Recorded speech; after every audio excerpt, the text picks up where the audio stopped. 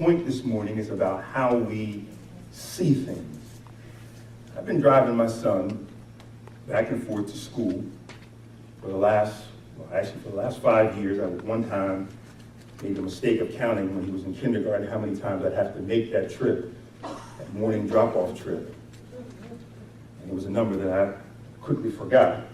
But now into year 5 of taking him back and forth to school, I started to see something. I don't know if you can see it here on the screen, but there was, actually go back to the first one.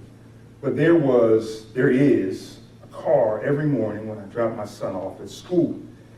This car is parked directly in front of a sign that says no parking. I mean, it is right on top of the sign. As I'm driving to school, we take one of our neighbor's sons to school as well.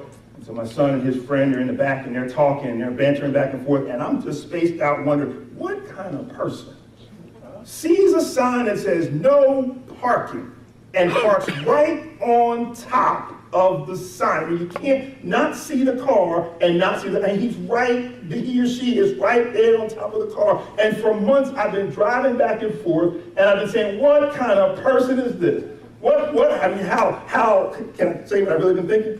How arrogant, how self-centered, how self-important, what kind of person parks where it clearly says no parking?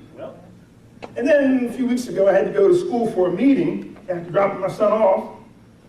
And I was coming from a different way than the way I normally come. And I saw that, as you can see there in the picture, to the left of the car is another sign that says resident parking only. I'm looking at it from the wrong perspective. From one viewpoint, I also learned to mind my business.